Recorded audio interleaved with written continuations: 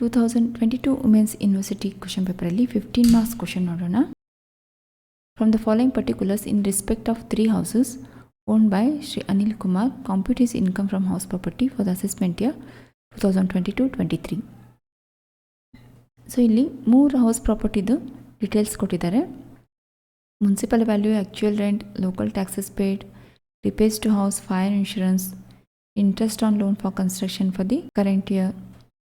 Then the following points are to be taken into consideration.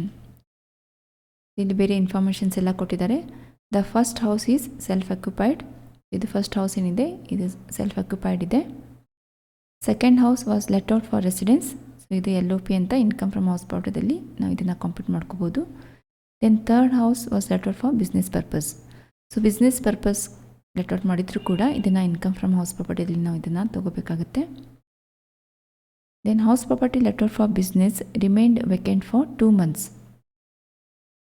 So ಇದು vacant ಇತ್ತು 2 monthsವರೆಗೂ house 3. Then unrealised rent for the year on house property let out for residence was 1000. So house 2 ಏನಿದೆ ಇದು unrealised rent ಇತ್ತು 1000 rupees. So ಈಗ solution ನೋಡೋಣ. ಸೊಲ್ಯೂಷನ್ದಲ್ಲಿ ಮೊದಲು ನಾವು gross annual value find out ಮಾಡ್ತೀವಿ. ನೆಕ್ಸ್ಟ್ ನೆಟ್ ಆ್ಯನ್ಯುವಲ್ ವ್ಯಾಲ್ಯೂ, ಅದರಲ್ಲಿ ಡಿಡಕ್ಷನ್ಸ್ ಅಂಡರ್ ಸೆಕ್ಷನ್ 24. ಸೊ ಈ 3 ನಾವು ತಗೋಬೇಕಾಗತ್ತೆ. ಆಮೇಲೆ ನಮಗೆ ಡಿಡಕ್ಷನ್ ಮಾಡಿದ ಮೇಲೆ ಇನ್ಕಮ್ ಫ್ರಮ್ ಹೌಸ್ ಪ್ರಾಪರ್ಟಿ ಬರುತ್ತೆ. ಈಗ ಸೊಲ್ಯೂಷನ್ ನೋಡೋಣ. Shri Anil Kumar, computation of house property for assessment year 2022-23.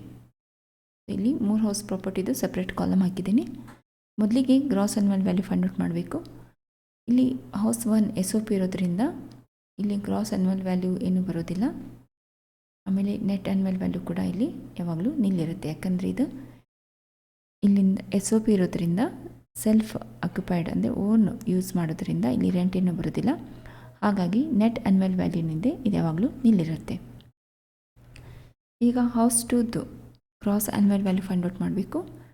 Gross annual value find out ಮಾಡಬೇಕಂದ್ರೆ ಈಗ ಮುನ್ಸಿಪಲ್ ವ್ಯಾಲ್ಯೂ ಮತ್ತು ಫೇರ್ ರೆಂಟ್ ಎರಡೂ ಕಂಪೇರ್ ಮಾಡ್ತೀವಿ. ಇಲ್ಲಿ ಮುನ್ಸಿಪಲ್ ವ್ಯಾಲ್ಯೂ ಕೊಟ್ಟಿದ್ದಾರೆ 21,000 ಆ್ಯಂಡ್ 24,000 ಹೌಸ್ 3ದು. ಫೇರ್ ರೆಂಟ್ ಏನೂ ಕೊಟ್ಟಿಲ್ಲ. ಸೊ ಹಾಗಾಗಿ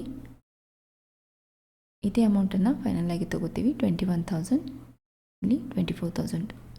ಫೇರ್ ರೆಂಟ್ ಕೊಟ್ಟಿದ್ರೆ ಎರಡೂ ಅಮೌಂಟ್ ಕಂಪೇರ್ ಮಾಡಿ ಯಾವುದು ಜಾಸ್ತಿ ಇರ್ತಿತ್ತು ಆ ಅಮೌಂಟನ್ನು ತಗೋತಿದ್ವಿ. ಇಲ್ಲಿ ಸ್ಟ್ಯಾಂಡರ್ಡ್ ರೆಂಟ್ ಕೂಡ ಕೊಟ್ಟಿಲ್ಲ. ಸೊ ಹಾಗಾಗಿ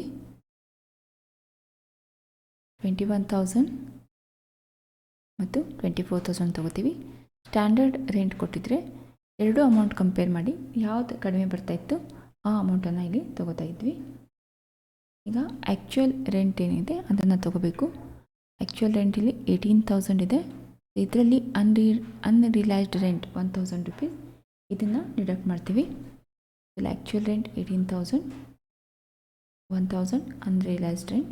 ಹಾಗಾಗಿ ಇಲ್ಲಿ ಹೌಸ್ 2ದಲ್ಲಿ 17,000 ಆ್ಯಕ್ಚುಯಲ್ ರೆಂಟ್ ರಿಸೀವ್ಡ್.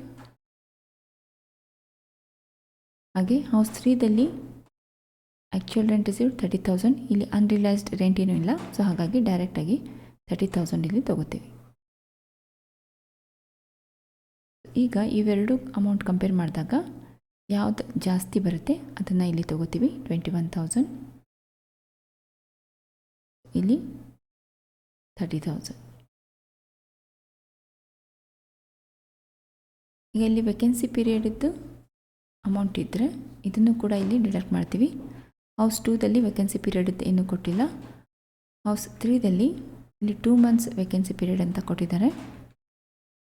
ಅಂದರೆ ಇಲ್ಲ ಆ್ಯಕ್ಚುಯಲಿ ರೆಂಟ್ ರಿಸೀವ್ ಮಾಡಿದ್ದು 30,000, ಇದು 12 monthsಗೆ ಆಯಿತು. ಇಲ್ಲಿ 2 monthsಗೆ ನಾವು ಇಲ್ಲಿ ಕ್ಯಾಲ್ಕುಲೇಷನ್ ಮಾಡಿದಾಗ ವೇಕೆನ್ಸಿ ಪೀರಿಯಡ್ ಇದ್ದು 5,000 rupees ಬಂತು. ಸೊ ಈಗ ಲೆಸ್ ಮಾಡಿದೆ ಅಂದರೆ ನಮಗೆ gross annual value for house 2 21,000, then house 3 25,000. ಇದು ಗ್ರಾಸ್ ಆ್ಯನ್ಯುವಲ್ ವ್ಯಾಲ್ಯೂ ಬಂತು. ಈಗ ಇದರಲ್ಲಿ ಮುನ್ಸಿಪಲ್ ಟ್ಯಾಕ್ಸಸನ್ನು ನಾವು ಲೆಸ್ ಮಾಡ್ತೀವಿ. ಇಲ್ಲಿ ಲೋಕಲ್ ಟ್ಯಾಕ್ಸಸ್ ಅಂತ ಕೊಟ್ಟಿದ್ದಾರೆ. House 2 3,600, then house 3 7,200. ಇದನ್ನು ಡಿಡಕ್ಟ್ ಮಾಡಿದ್ವಿ ಅಂದರೆ ನಮಗೆ ನೆಟ್ ಆ್ಯನ್ಯುವಲ್ ವ್ಯಾಲ್ಯೂ ಸಿಗುತ್ತೆ. So 17,400 for house 2, then 17,800 house 3. ಈಗ ನೆಟ್ ಆ್ಯನ್ಯುವಲ್ ವ್ಯಾಲ್ಯೂದಲ್ಲಿ ಸ್ಟ್ಯಾಂಡರ್ಡ್ ಡಿಡಕ್ಷನ್ಸ್ ಲೆಸ್ ಮಾಡ್ತೀವಿ. ಇದು 30% ಆಫ್ ನೆಟ್ ಆ್ಯನ್ಯುವಲ್ ವ್ಯಾಲ್ಯೂ ಬರುತ್ತೆ. ಹೌಸ್ 1ದಲ್ಲಿ ನೆಟ್ ಆ್ಯನ್ಯುವಲ್ ವ್ಯಾಲ್ಯೂ ಏನೂ ಇರಲ್ಲ, ಸೊ ಹಾಗಾಗಿ ಸ್ಟ್ಯಾಂಡರ್ಡ್ ಡಿಡಕ್ಷನ್ಸ್ ಏನೂ ಸಿಗೋದಿಲ್ಲ. ಹೌಸ್ 2ದಲ್ಲಿ 30% ಆಫ್ 17,400 ಇದು 5,220 ಆಗುತ್ತೆ. ಸೊ ಅದೇ ರೀತಿ ಹೌಸ್ 3ಇದು 30% ಆಫ್ 17,800 ಇದು 5,340 ಆಗುತ್ತೆ. ಇದರಲ್ಲಿ ಇಂಟ್ರೆಸ್ಟ್ ಆನ್ ಲೋನ್ ಏನಿದೆ ಇದನ್ನು ಡಿಡಕ್ಟ್ ಮಾಡ್ತೀವಿ. ಇಂಟ್ರೆಸ್ಟ್ ಆನ್ ಲೋನ್ ಇಲ್ಲಿ 6,000 SOP ಕೊಟ್ಟಿದ್ದಾರೆ. ಇಲ್ಲಿ SOPದಲ್ಲಿ ಇಂಟ್ರೆಸ್ಟ್ ಆನ್ ಲೋನನ್ನು ಡಿಡಕ್ಟ್ ಮಾಡ್ತೀವಿ. 6,000, ಇಲ್ಲಿ 2,000, ಹೌಸ್ 3ಇದು 1,000. ಈಗ ಇಲ್ಲಿ ಒಂದೊಂದೇ ಹೌಸದ್ದು ಇನ್ಕಮ್ ಅಂದರೆ ಈಗ ಹೌಸ್ 1ದಲ್ಲಿ SOP ಇರೋದ್ರಿಂದ ಇದು ಲಾಸ್ ಬರುತ್ತೆ 6,000. ಹೌಸ್ 2ದಲ್ಲಿ ನೆಟ್ ಆ್ಯನ್ಯುವಲ್ ವ್ಯಾಲ್ಯೂದಲ್ಲಿ ಇವೆರಡು ಡಿಡಕ್ಷನ್ಸ್ ಲೆಸ್ ಮಾಡಿದ್ವಿ ಅಂದರೆ ನಮಗೆ 10,180 ಬರುತ್ತೆ. ಸೊ ಅದೇ ರೀತಿ ಹೌಸ್ 3ದಲ್ಲಿ ನೆಟ್ ಆ್ಯನ್ಯುವಲ್ ವ್ಯಾಲ್ಯೂದಲ್ಲಿ ಎರಡು ಡಿಡಕ್ಷನ್ಸ್ ನಾವು ಲೆಸ್ ಮಾಡಿದ್ವಿ ಅಂದರೆ ನಮಗೆ 11,460 ಬರುತ್ತೆ. ಸೊ ಈಗ ಈ ಲಾಸನ್ನು ಈ ಇನ್ಕಮ್ ಜೊತೆ ನಾವು ಸೆಟ್ ಆಫ್ ಮಾಡಬೇಕು. ಅಂದರೆ 10,000 plus 11,000 minus 6,000 total income from house property 15,640 ಬರುತ್ತೆ.